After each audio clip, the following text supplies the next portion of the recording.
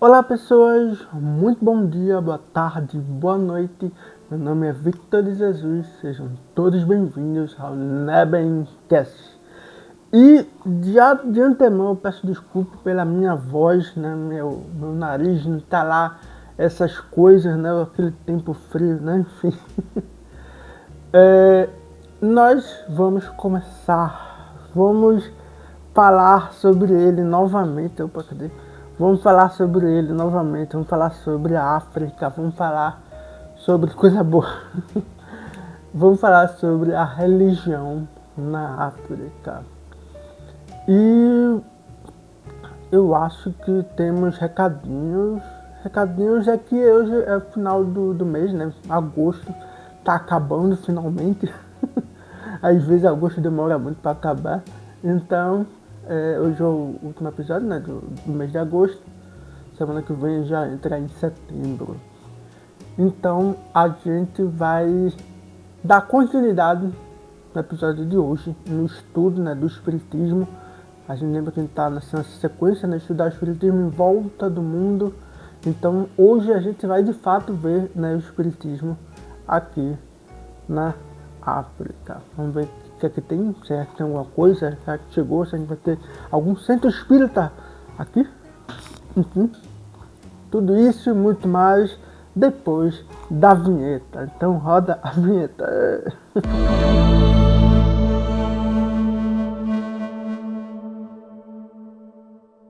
Vamos falar da religião na África, né? Como é que, como é que está, né, esse ponto, essa questão da religião na África. Mas antes disso, né, antes da gente continuar, né, vamos fazer uma pequena retomada. E vamos lá, né, a gente está com o slide aqui novamente, né, que a gente vai usar muitas imagens. Então vamos lá. Ei, slidezinho, lembra do slide? Bom, nós estamos aqui, né, fazendo uma viagem pelo mundo, né, para procurar, né, vestígios do espiritismo, né, no mundo, né, como é a nossa pergunta aqui, né, como é que o espiritismo chegou e se chegou em outros lugares do mundo, né? A gente sabe, obviamente, né, você brasileiro, nós somos brasileiros, né, nós sabemos que o espiritismo aqui no Brasil é muito forte, mas e aí, no resto do mundo? Né, como é que é? Essa é a pergunta, essa é a proposta do estudo dessa segunda parte. Né? A gente está na segunda parte do estudo da história do espiritismo. E então, né, como a gente já falou, a gente vai dividir o mundo em várias partes. Né? No momento, a nossa primeira parada é o continente africano, onde a gente analisou a geografia dele, viu a história, a riquíssima história. A gente fez um vídeo bem longo, né, sobre a história da África. Muito importante a gente estudar isso, porque é uma história que é negligenciada, uma história que é apagada, propositalmente apagada. Por isso que a justiça da gente está aqui estudando a história da África. Estudar a história da África é resistência. E vamos dar continuidade. A gente já está aqui, né, no terceiro ponto, terceiro e quarto ponto. Pelo que a gente estudou aqui um pouquinho, dá pra gente ver tudo, né, os dois pontos aqui do nosso estudo, né, pelo mundo. A gente vai estudar a geografia, vai estudar a história, a religião daquele lugar e o espiritismo, né, como é que tá, como é que é. E, enfim, eu acho que vai dar tempo da gente ver tudo isso. Eu acho que não vai demorar tanto assim como nos outros episódios. Então, vamos lá, vamos dar continuidade. Deixa eu ir para o nosso slide assim, bonitinho. Vamos lá, vamos dar continuidade. Sobre a África, vamos falar religião, espiritualismo e espiritismo. O espiritualismo, a gente vai trazer ele para cá porque a gente está aqui trabalhando no seu conceito mais fundamental, vamos dizer assim, no seu significado mais original. Porque o espiritualismo, ele foi um movimento, né? A gente já falou sobre isso nos primeiros episódios, né? Sobre o estudo, né, do espiritismo, da história do espiritismo. A gente já falou sobre todo esse movimento que aconteceu nos Estados Unidos, na Inglaterra, na Europa, no sentido geral, que tem até um nome específico, né, que é o moderno espiritualismo anglo-saxão, ou o espiritualismo moderno anglo-saxão, enfim. É um espiritualismo moderno, um movimento específico que aconteceu nos Estados Unidos, na Inglaterra, na Europa, mas no oeste, né, da Europa como um todo. E o que a gente vai trazer aqui hoje é o seu conceito anterior, já que esse movimento que aconteceu, ele é dito, né, intuitilado, né, ele recebe esse título de moderno espiritualismo porque foi um movimento específico que aconteceu em uma época específica. Então, o seu conceito original, a gente vai entender o espiritualismo como algumas características. Eu trouxe aqui o significado, né, para vocês entenderem por que eu estou trazendo isso aqui. Vamos falar de religião africana, mas eu estou trazendo isso por quê? Vamos lá. No seu sentido filosófico, né, eu trouxe isso aqui, né, do Google, né, peguei lá o significado. No sentido filosófico, o espiritualismo é uma doutrina que consiste na afirmação da existência ou realidade substancial do espírito e de sua autonomia, diferença e preponderância em relação à matéria. Certo? Ou seja, nós estamos falando que o espírito ele existe independente da matéria. Qualquer doutrina, do ponto de vista da religião, qualquer doutrina ocultista ou religiosa que acredita na existência de espíritos imateriais. Certo? Então temos aqui essa definição, que na sua definição básica a gente vai trazer aqui que o espírito, ou alma, ou essa coisa imaterial, ela sobrevive à morte, certo? Ou seja, a pessoa, carne e osso, aqui, nessa carne e osso que a gente tem aqui, ela, né, é só uma coisa material, a matéria. E aí quando a gente morre, quando esse corpo morre, o que está, a consciência desse corpo, ela sobrevive fora dele, independente do corpo em si, sabe? Ou seja, você não precisa do corpo para que a alma, o espírito possa existir. Ou seja, qualquer coisa, qualquer tipo de vida, sobrevivência da consciência, da alma, do espírito, independente de qual seja o nome, qualquer coisa que sobrevive à morte, que ultrapassa a morte, a gente vai entender isso como um conceito espiritualista. E então, dentro dessa perspectiva, a gente vai entender que existem várias religiões que a gente vai observar as características espiritualistas. Então, tecnicamente, quando a gente olha para uma religião católica, e quando a gente vê que na religião católica existe o céu, existe o inferno, o purgatório, e que a pessoa aqui em carne e osso, ela morre. Quando ela morre, ela vai para algum lugar que pode ser o céu, o inferno, o purgatório, dependendo das ações dela aqui na Terra. Então, está dizendo-se que essa alma, essa pessoa, ela sobrevive após a morte, ou seja, existe vida após a morte. É uma vida que vai para o inferno, que vai para o céu, que vai para o purgatório, mas é uma vida. Então, quando a gente vai observar qualquer religião, qualquer designação religiosa que está tratando uma existência extracorpórea, essa é uma religião espiritualista.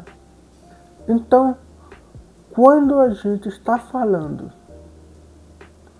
de espiritualismo, quando a gente está falando de espiritismo também, nós já adiantando o assunto, né? Quando está falando de espiritismo, a gente também está falando de espiritualismo, porque o espiritismo é uma religião, uma filosofia espiritualista, certo? Nem tudo que é espiritualista é espiritismo, mas tudo que é espiritismo é espiritualismo. Então, quando a gente observa aqui,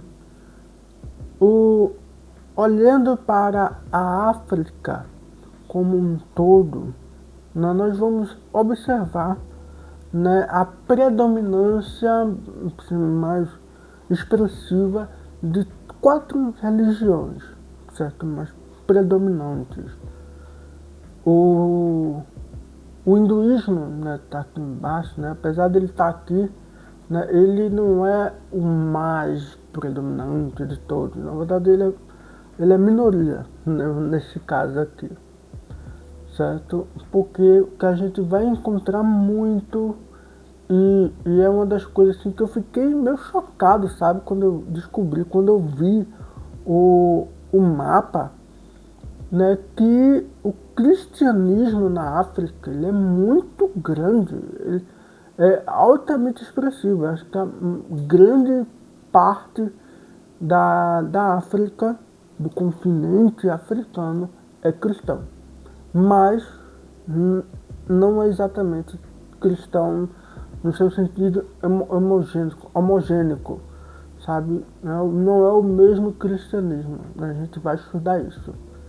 A gente vai ter grande parte da África também dominada não, mas povoada, né, adotado, né, pelo islamismo. E, né, a minoria, a gente vai encontrar aqui uma minoria, apesar assim, é uma minoria mais assim, uma minoria expressiva, que é as religiões ancestrais nativas da África, né, as religiões tradicionais africanas. E o hinduísmo, né, vai existir também ali como uma expressão, né, forte, mas não tão gigante quanto as outras. Então vamos lá mostrar um mapa. Tem um mapa, né, que mostra assim, a extensão dessas religiões no continente africano. Vou mostrar para vocês. Esse é o mapa, certo, das religiões africanas, das religiões na África. Perceba que tudo em verde aqui em cima, certo, é o islamismo, os muçulmanos, certo?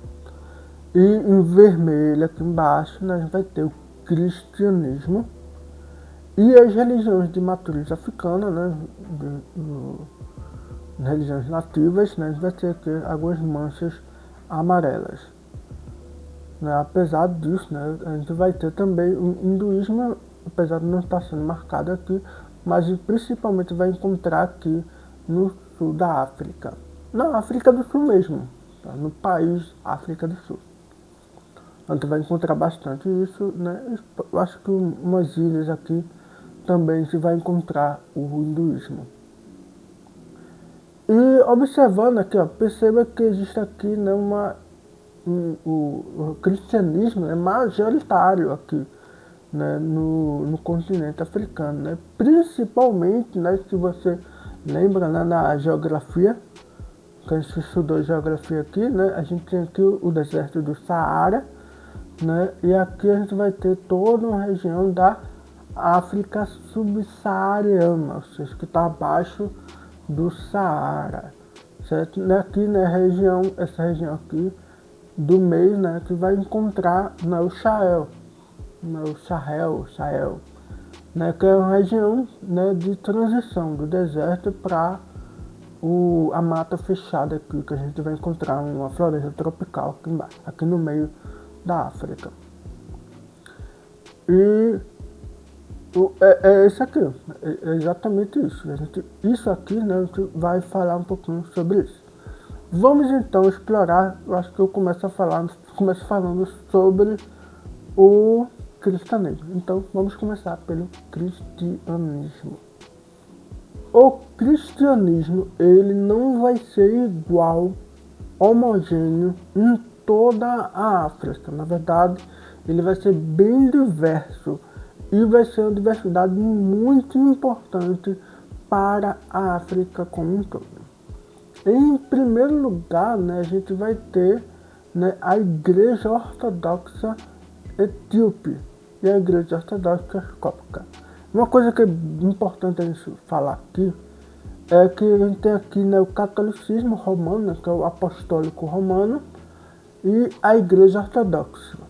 Existe uma diferença entre, né, apostólicos e ortodoxos, certo? O apostólico, ele vai seguir os ensinamentos deixados pelos apóstolos, certo? Né? Por isso que é apostólicos.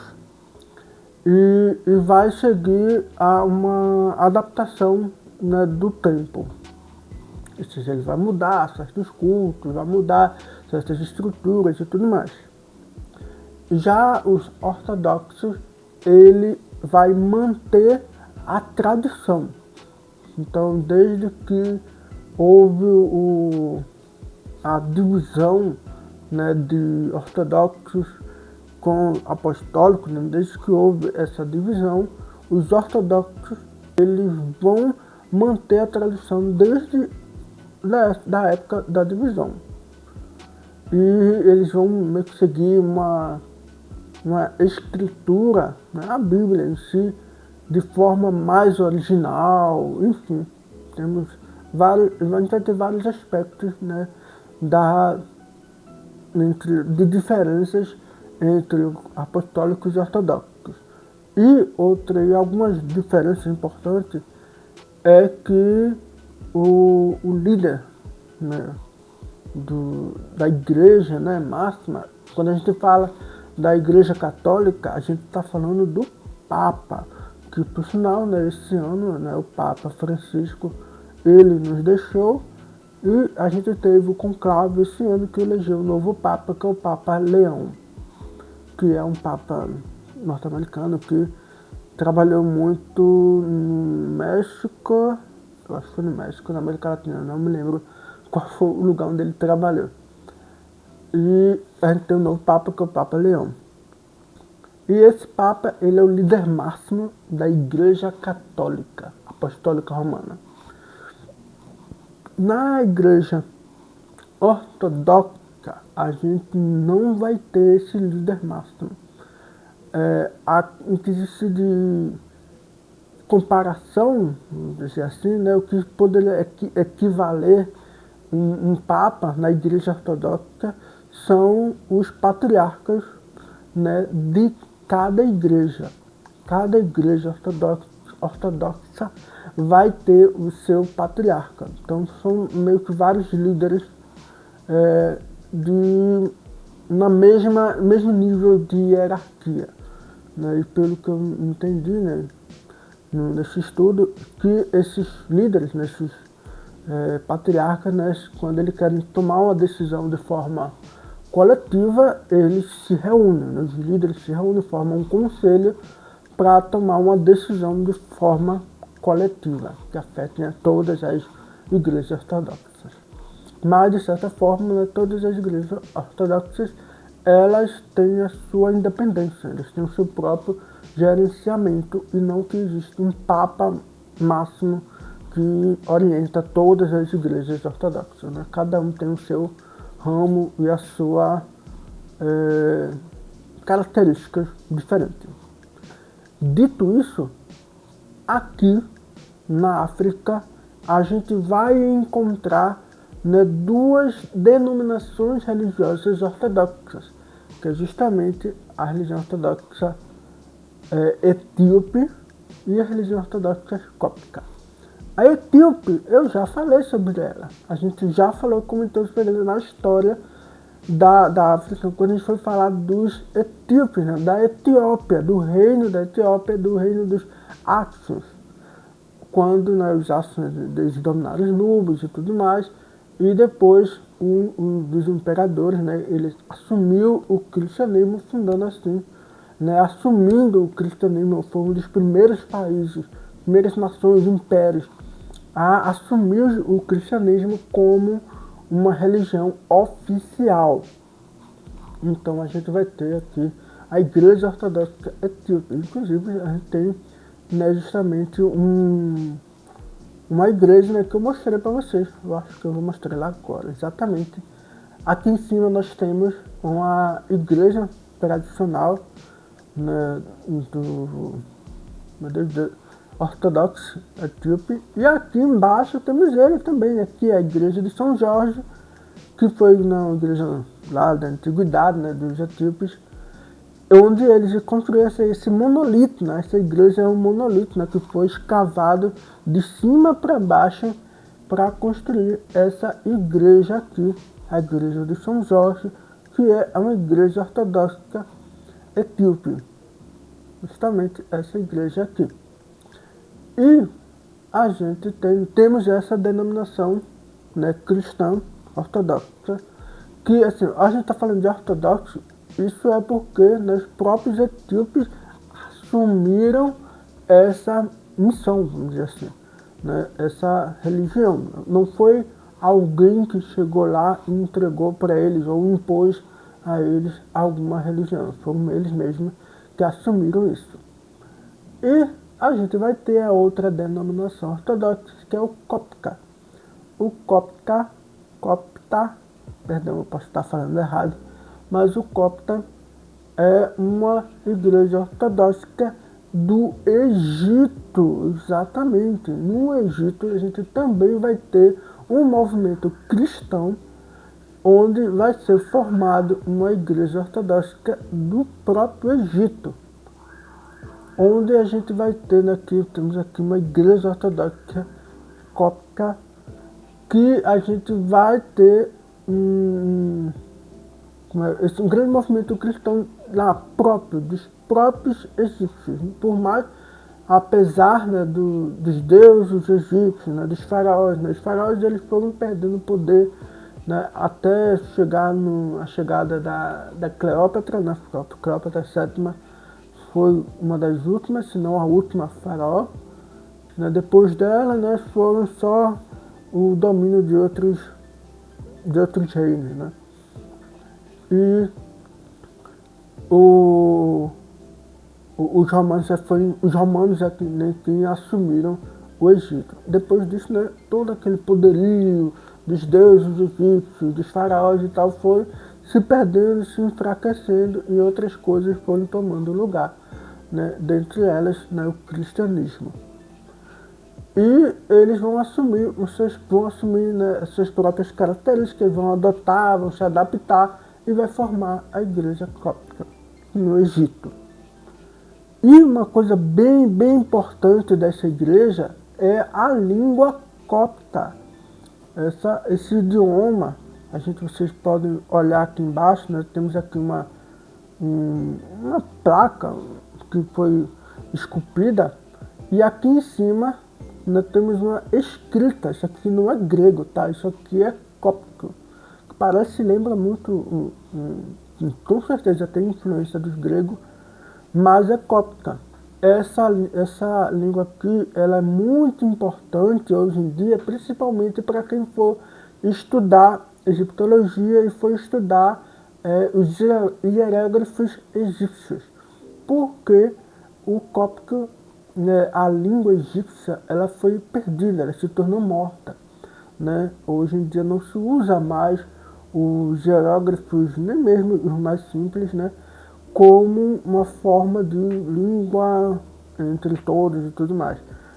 Então é uma língua morta. Mas o copta, falada, principalmente preservada pela Igreja Cóptica, é uma língua bem importante porque ela preserva a forma de como o idioma egípcio antigo era falado.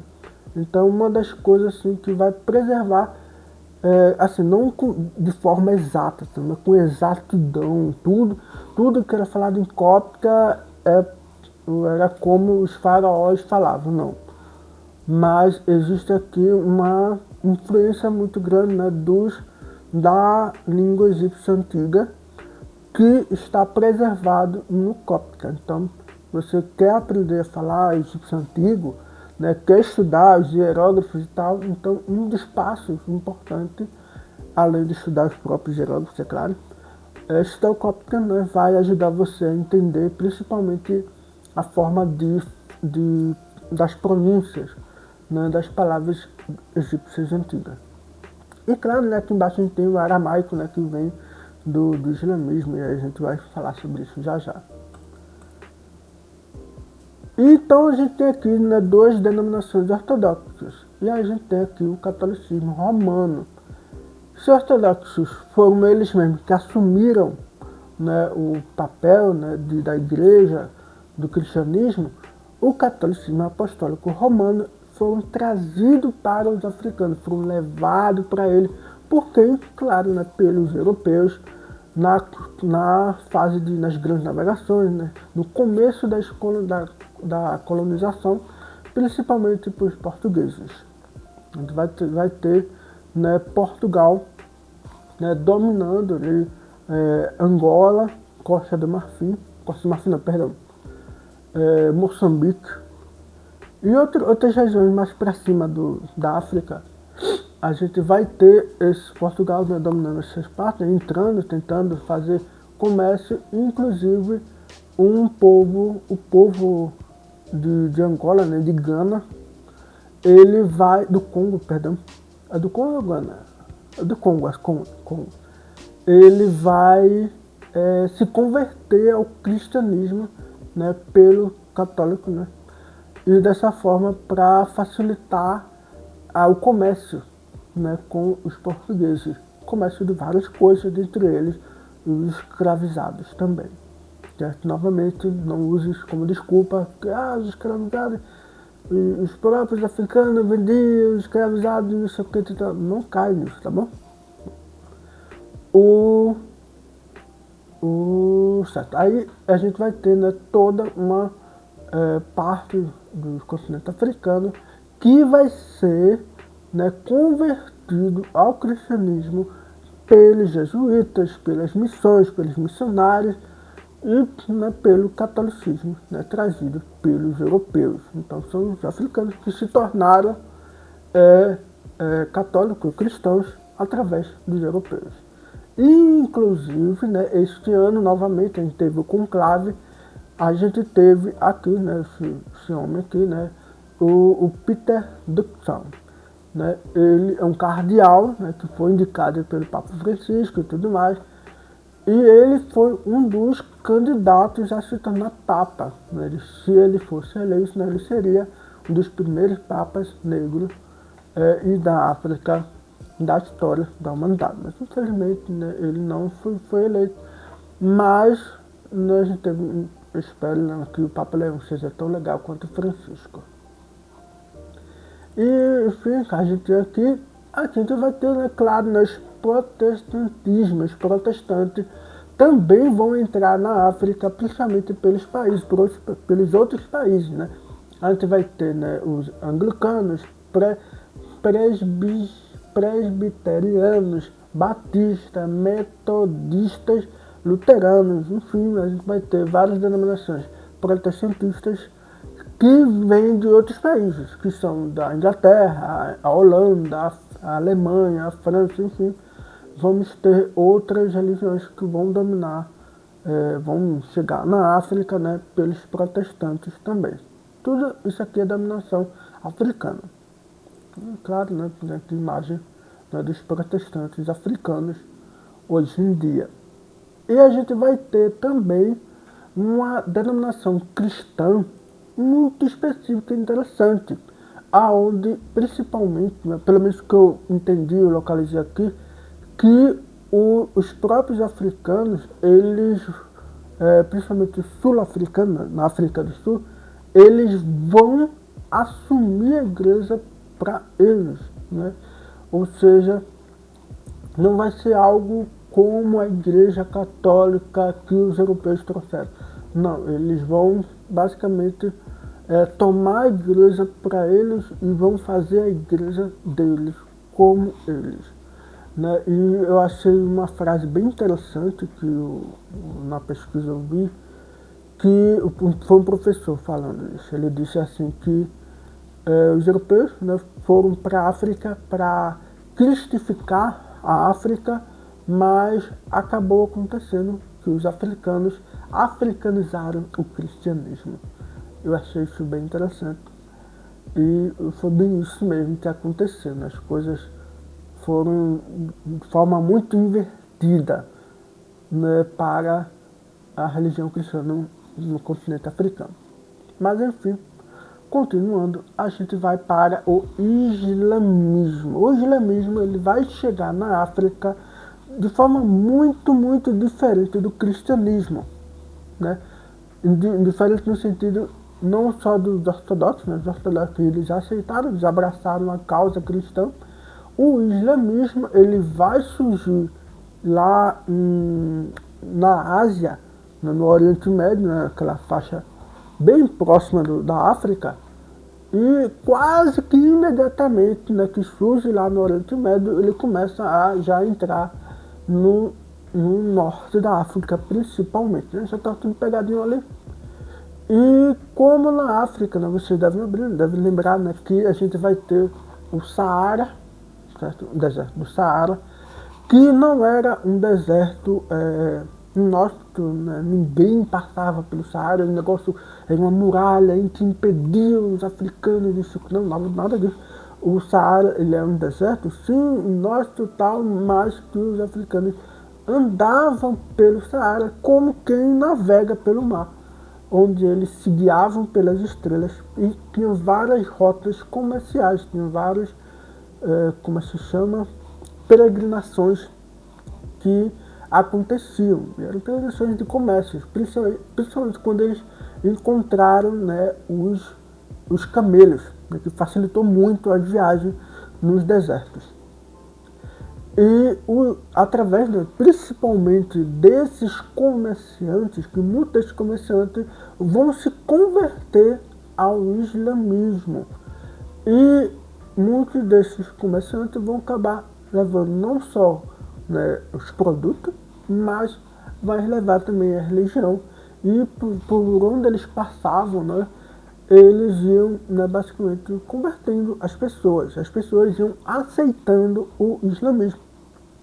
Não foi uma coisa de, cheguei aqui, você vai ter que aceitar a minha religião porque sim. Não, eles chegaram lá, apresentaram o islamismo, eles aceitaram, abraçaram e abraçaram tanto que foram surgir impérios, mais impérios em volta do islamismo. Como a gente está vendo aqui, nosso personagem, esse carinha aqui, é ele, o Mansa Musa. Ele é o imperador de Mali, do Império de Mali, e ele é literalmente o homem mais rico da história da humanidade. Então, lembra, né, que ele teve toda aquela peregrinação até Meca, e aí ele acabou causando uma inflação no ouro. Então, ele era islâmico, e ele estava fazendo uma viagem para Meca justamente por causa da sua religião. E a gente tem aqui, né, uma mesquita, né, localizada. Eu realmente não sei onde fica essa mesquita, mil perdões. Mas uma coisa que eu achei bem interessante é isso aqui. Lembra dessa construção que eu estava em dúvida de onde é que era e que exatamente era essa construção? Isso daqui foi construída pelos Malis, né, no Império de Mali. Isso daqui é uma mesquita islâmica antiga, exatamente, construída pelo Império de Mali. Isso aqui é uma mesquita. Nossa, eu gostei muito de ter entendido, agora faz sentido, tal. E que, pelo que eu entendi, né, esse aqui passou por uma reforma, porque ele acabou sendo destruído, mas depois eles reconstruíram, restauraram, né, e voltaram, né, a ser o que é hoje, né, o que vocês estão vendo aqui nessa imagem, justamente o que está mantido hoje. E hoje foi tombado, né, como um patrimônio histórico da humanidade. E outra coisa interessante, né, que o Giramini vai trazer para a gente é isso daqui. Se vocês não sabem o que é isso aqui, é uma faculdade, uma inspiração para o que seriam as grandes universidades. Que isso aqui é a primeira universidade da história da humanidade. Não sei exatamente da humanidade, mas isso aqui é uma universidade, uma das primeiras, se não a primeira, que foi fundada por uma mulher. Essa mulher aqui, a Fátima, que, me perdoe, eu não me lembrei o sobrenome dela, mas o nome dela é Fátima. Ela era filha de um comerciante, né, islâmico, ela é islâmica. Ela é filha de um comerciante que tinha muito dinheiro, e com a parte da herança dela, ela pegou toda a herança dela e investiu para construir uma mesquita e uma desculpa, realmente é um nome islâmico que eu não decorei, que a tradução basicamente é uma escola, uma universidade para as pessoas, né, que no seu auge, né, chegou a receber mais ou menos 8.000 alunos. Foi muito bom. Foi fundado por uma mulher, olha só, uma mulher fundando uma universidade, que essa universidade aqui, essa escola, esse local de estudo, vai servir de inspiração justamente para os europeus na Idade Média, né? Eles fundaram as primeiras universidades na Europa. Então, aqui está uma das principais inspirações dele para isso. Se hoje existe faculdade, né? Se o pessoal vai estudar na faculdade, começou aqui. E a gente, claro, né, vamos para as religiões ancestrais africanas, nativas dos próprios povos africanos. Como a gente falou, tem vários povos, lembra da história, tem vários povos. Cada um desses povos vai ter a sua própria, como se chama? Sua própria cultura e sua própria forma de enxergar a religião, certo? Infelizmente eu não tenho como abordar tudo aqui, porque tudo isso aqui é muita coisa, é muito grande, certo? O Igbo, a gente vai ter que, né, definição de mitologia, certo? Que vai ter muitas histórias envolvendo cada uma das religiões. No Igbo, mitologia Igbo, a gente vai ter os Fanti, os Axante, os Bantu, lembra dos Bantu, né? Que é principalmente os povos da Angola, do Congo e outras pessoas que eu vou falar aqui já já. É a mitologia Fundaimaina. Então, a gente tem essa mitologia aqui. Os Yorubá, ou seja, a religião Yorubá dos povos que tem influência dos Bantus, né? Principalmente, lembra? Os Bantus são um povoado linguístico, uma etnia linguística que a gente vai designar, né, Bantus, pessoas que têm essa mesma etnia linguística, não. Essa mesma paridade linguística, né? Essas pessoas, né, esses povos, todos têm uma forma de linguagem parecida entre si, né, que são os Bantus. E os Yorubás, né, eles vêm da influência dos Bantus. E os Yorubás e Yorubá, né, são povos que ficam lá em Gana, mais em Gana, Costa do Marfim, onde justamente os portugueses eles vão fazer comercialização com aqueles povos, né, de escravizados. E é justamente esses escravizados iorubás que vão ser trazidos para o Brasil, né? Vão ser sequestrados e levados para o Brasil, trazidos para cá, né, para o Brasil. Muitos desses escravizados, eles eram iorubás, eles acreditavam, eles tinham a sua crença, a sua fé em Yorubá, na religião Iorubá. E é justamente esses escravizados que eles vão mesclar a sua fé iorubá com o catolicismo europeu, né, já que os europeus estavam forçando eles esquecerem a cultura deles para poder aprender a dele. Então, os escravizados iorubás vão pegar uma mistura ali de Yorubá com o catolicismo e vão fundar o candomblé. Ou seja, o candomblé é uma linha, um braço, né, iorubá. Certo? O candomblé, ele é do Brasil, ele é brasileiro, certo? Ele não surge na África, certo? Ele é brasileiro, são os escravizados africanos iorubás que chegam aqui no Brasil, né, que eles fazem uma adaptação, mistura ali com o catolicismo, e aí eles fazem o candomblé. Muito tempo depois, né, a gente vai ter a denominação, o espiritismo vai ser muito bem difundido aqui no Brasil, e aí a gente vai ter toda uma história da Umbanda que vai se formar com uma mistura do candomblé, basicamente, com o espiritismo, e aí a gente vai ser fundado a Umbanda.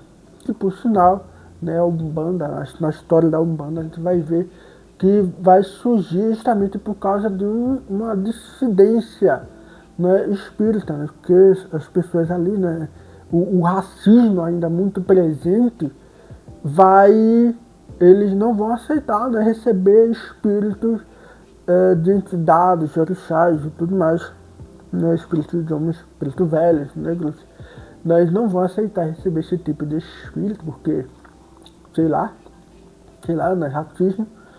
E aí eles vamos conversar assim, vamos fazer nossa própria mesa, vamos conversar com nossas próprias entidades, e aí vai fundar, né, a Umbanda. Que os umbandistas, né, eles também estudam Kardec, eles também leem livros dos espíritos e tudo mais, tá? Mas não só isso, eles leem outros livros também. E temos aqui, né, claro, né, ilustrar pra gente, né, a arte iorubá na África. Perceba, né, que assim, a diversidade cultural é muito grande, principalmente, né, preservando as cores, a arte e tudo mais. A arte africana é linda, é muito bonita. Não deixa a desejar em nada.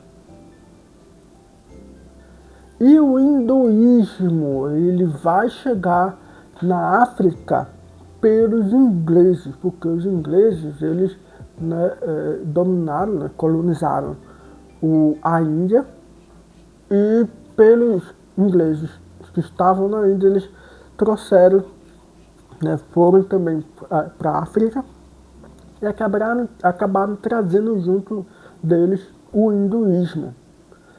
E esse hinduísmo, ele não vai ser tão forte, dominar grande parte da África, né, como vocês viram no mapa, mas ele vai ter uma presença muito forte também, né, em pouquinhos lugares, né, principalmente porque a gente vai ter, né, uma grande expressão do hinduísmo na África. Veja só que são pessoas africanas, sul-africanas principalmente, né, praticando o hinduísmo. Inclusive, a gente vai ter aqui uma das maiores estátuas desse deus, dessa divindade aqui, que é, perdão, eu vou tentar aqui, é Ardhanarishvara. Desculpa, eu não sei ler esse nome, mas pelo que eu entendi dessa divindade aqui, é que é uma divindade andrógena, que é uma mistura de duas entidades, de uma entidade masculina e uma entidade feminina, né, vai formar uma só. E esse nome aqui, né, que vocês podem ver. Isso aí, esse é o hinduísmo, né?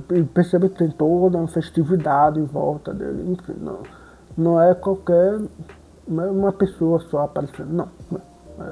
Então existe de fato, né, o hinduísmo na África, e a gente vai ter o cristianismo, a gente vai ter o islamismo, a gente vai ter as religiões de matriz africana, por mais que sejam minoritárias, né, vai ter, né, vai ter sua própria expressão, e vai ter também o cristianismo, né, ortodoxo dos próprios africanos. E o espiritismo? Tá, tem tudo isso, legal, lindo, maravilhoso. E o espiritismo? Então, como vocês viram no mapa, a África está predominante, né, do católico ortodoxo, o islamismo, hinduísmo. A gente vai ter uma predominância muito forte, e matriz africana, religião de matriz africana, vai ter uma presença muito forte dessas religiões. Então, quando o espiritismo ele vai ser levado para a África, ele, em primeiro lugar, ele não vai ser levado para a África de forma expressiva, sabe? Não vai ser um movimento espírita gigante indo para a África. Isso não vai acontecer. Então, o espiritismo na África, ele não é muito forte. Mas isso não significa que não exista. Isso existe sim. A gente vai encontrar um pequeniníssimo movimento espírita na África, sim. Tá? Quer dizer, não sei se eu posso chamar de movimento, mas sim vai ter espíritas na África, ou seja, africanos, certo? Do continente africano, eles vão ser espíritas. Mas em alguns lugares bem específicos. Isso foi o que eu achei curioso, porque o movimento espírita, né, chegando na África, em primeiro lugar, não se mostrou de forma expressiva. E quando tem alguma expressividade, a gente vai ter em 2 lugares, né, lusófonos. Se você sabe o que é lusófonos, são locais, né, países que também falam português. Ou seja, a gente vai ter 2 lugares aqui, né, foi onde eu encontrei essas denominações. Uma coisa que eu encontrei, né, que foi isso daqui, né, o posto de assistência espírita em Luanda, Angola. Ou seja, isso aqui é de fato uma atividade espírita que se você é espírita, se você já participou de um centro espírita, você participa de um centro espírita, você vai perceber a semelhança. Veja que aqui, nós temos aqui, eu só trouxe algumas fotos, certo? E, na verdade, isso aqui é de um vídeo da TV maior, TV alguma coisa. Eu vou botar na descrição esse vídeo. Onde está acontecendo uma atividade de uma casa espírita nesse local. O nome da casa espírita eu não achei, eu procurei, mas não achei. Ele nem fala. Se fala, eu não escutei. Mas eles vão fazer nessa atividade. O que eu achei é esse nome aqui, né? Posto de assistência espírita, em Luanda. Luanda, certo, é a capital de Angola, tá? Em Angola. Angola é um país da África, tá? Que falam português, tá? Eles falam português. E eu encontrei, né, isso aqui justamente, esse posto da assistência espírita, eles vão fazer essas atividades aqui com crianças, certo? Aqui é uma atividade com crianças. Vai ter atividade com adultos, né, fazendo estudos mesmo, né, de estudo espírita com eles. Vamos ter evangelização, né, que você conhece a evangelização. Vamos ter aqui a mocidade, né, inclusive eu achei muito familiar esse cenário aqui. Vamos ter atividades de voluntariado, né, pessoas ajudando, principalmente isso aqui, eles estão fazendo uma sopa gigante, aquela panelona de sopa. Que vão ter arrumação de feirinha, o pessoal arrumando feirinha aqui para entregar para as pessoas que precisam. A gente vai ter aqui atividades de artesanato, né? Aqui estão trabalhando com costura, olha só a oficina de costura. E aqui eu achei bem interessante, né, dele distribuindo livros, né? E pelo que eu entendi, eles também têm uma parte de escolar, ou seja, de ensinar a ler, escrever e tal, né? Foi o que eu entendi dessa parte da atividade que eles também fazem lá. E tudo isso, né, lembra muito a vocês uma casa espírita, né? Parece uma casa espírita fazendo diversas atividades, né, para ajudar as pessoas, a tentar ajudar as pessoas de alguma forma. Né? Inclusive, né, fazendo estudo espírita e tudo mais, reuniões, palestras, enfim. Tudo isso acontece nesse, especificamente aqui, ó, posto de assistência espírita em Luanda, Angola.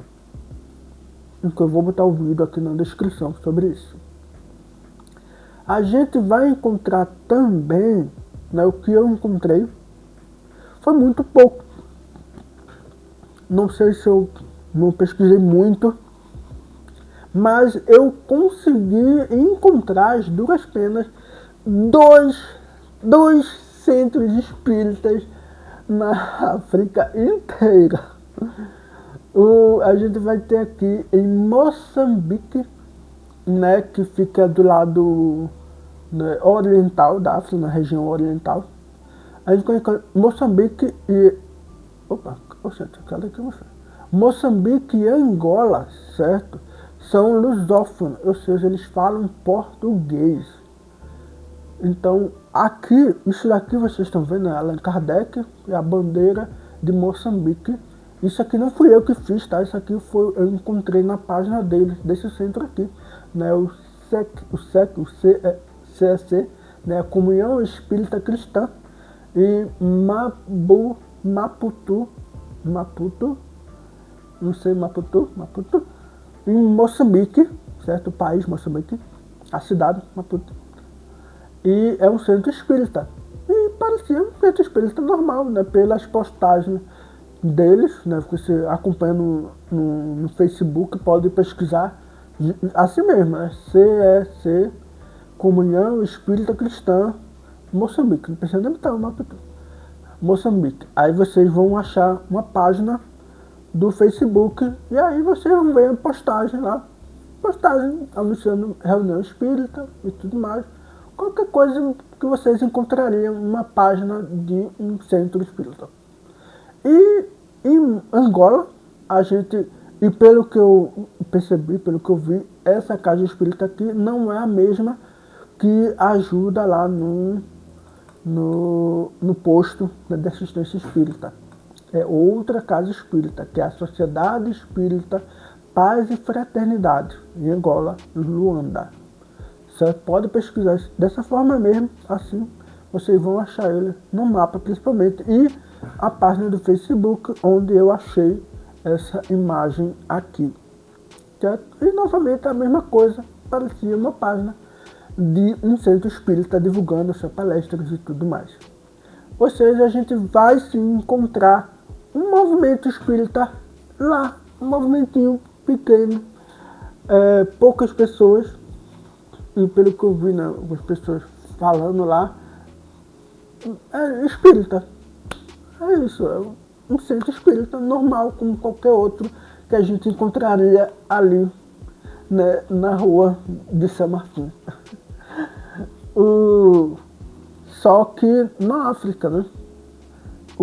Certamente, se a gente for pesquisar mais a fundo, se a gente for entrar nos detalhes, né, de como é que funciona, o que é que tem e tudo mais, a gente com certeza vai encontrar muito mais história sobre esses centros espíritas, principalmente como foi que ele foi fundado, né, quem fundou e quem participa e tudo mais. Né, vale a pena a gente acompanhar esses centros. Se eu não me engano, eu acho que a Sociedade Espírita Paz e Fraternidade tem uma conta no Instagram, se eu não me engano. De qualquer forma, eu vou colocar as informações desses centros espíritas na descrição desse vídeo. Tá certo? Então, minha gente, é isso. A gente chegou aqui. É isso, o movimento espírita no continente africano, ele não é expressivo, ele não é grande, ele não tem grandes movimentos, grandes eventos e tudo mais, né? Não, a gente não vai encontrar isso aqui por enquanto. Por que por enquanto? Porque eu descobri, pesquisando sobre isso, uma página de uma instituição que eu não sabia que existia, que é o SEI, que é o Centro, como é? A Comunhão, vamos lá, é a Comunhão Internacional Espírita, a Convenção Internacional Espírita, aqui, o SEI, é Internacional Spirit enfim, como é? Internacional Espírita Colicil, a Comissão Espírita Internacional. Isso, a Comissão Espírita Internacional. Vocês sabiam que isso existia? Que eu, até pesquisar, não sabia que existia algum movimento internacional espírita. Claro, né, eu imaginei que existisse alguma coisa na França e tal, mas eu não sabia que eles se conversavam. E aí tem um site, né, da comissão, na Comissão Internacional Espírita, que aqui tem várias bandeirinhas, né? Tem conta aqui a bandeira da Alemanha, Argentina, México, Brasil, Canadá, o Chile, Libéria, não sei que país é esse, Espanha, Estados Unidos, França, Equador, Uruguai, não sei que país é esse, França, que país é esse? É a França, né? Não, isso aqui não é França não, isso deve ser Holanda. Não sei que país é esse. México, Portugal, Suíça, e outros países aqui que eu não consigo identificar. Eu estou olhando as bandeirinhas, tá? Tem todos esses países aqui estão conversando entre si, inclusive fazendo reuniões. Inclusive teve um evento em 2021, um evento comemorando os 160 anos do Livro dos Médiuns, em que a nossa querida Sueli Caldas, que já faleceu, né, já partiu, que ela participou desse evento. Ou seja, é um evento mesmo, é real, aconteceu. Eu não sei em que pé está atualmente essa comissão, porque a última postagem que eu estou vendo aqui é de novembro de 2022, a gente já está em 2025, né? Deixa eu ver se eles... Eu vou colocar esse site aqui para vocês olharem também, tá?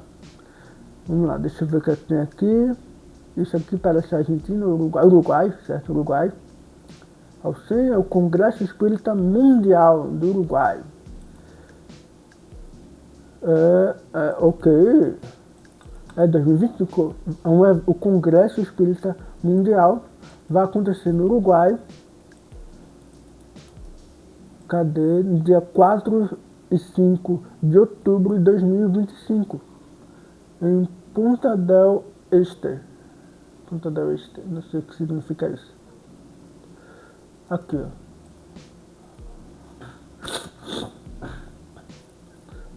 Muito interessante, ó. 11º Congresso Espírita Mundial e o primeiro Congresso Espírita Mundial da Juventude. Legal, muito bom esse evento aqui, interessante. Quer dizer, muito bom, assim, muito bom saber que isso existe. Não sei qual é a procedência disso, mas muito bom saber que isso existe. Né? Eu vou procurar estudar mais sobre esse movimento, sobre essa comissão, tá certo? Aí a gente fala sobre isso mais tarde. Então é isso, pessoas. Muito, muito obrigado pela sua atenção, né, por ter aguentado essa minha voz de gripada, de como chama, rinite alérgica. E espero que vocês tenham gostado, tenham entendido, né, aprendido mais sobre a África, sobre a religião, como ela... Veja, cada vez que a gente estuda um pouco sobre a África, a gente entende que ela é rica, que ela tem muita história e que essa história foi apagada de nós. Então, está aqui, que se faça justiça, que possamos estudar a história da África, principalmente para nós brasileiros. Estudar a história da África também é estudar a história do Brasil. Tá certo? Entendendo isso, a gente vai entender o que aconteceu aqui também. Então, minhas pessoas maravilhosas, se vocês gostaram desse vídeo, deixa o like, se inscreve para receber, aliás, ativa o sininho para receber as notificações, né? Se inscreve no canal para receber outras coisas, enfim, eu tô meio perdido aqui porque é muita informação, mas muito obrigado por você ser essa pessoa maravilhosa que ficou até o final. Então é isso, até mais, um beijo, a gente se vê no próximo episódio semana que vem, né? É um episódio tema livre, e aí depois da semana que vem, aí a gente vai voltar a estudar sobre ele. Cadê? Aqui. Vamos falar sobre o continente. Ah, meu Deus, eu tô todo enrolado aqui. Esse continente aqui, o continente asiático. Então é isso, um beijo, um cheiro. Uma coisa que às vezes eu esqueço de falar no final, né? Às vezes não, quase sempre. Meu nome é Victor, esse é o Nebencast. Muito obrigado por ser essa pessoa maravilhosa. Tchau.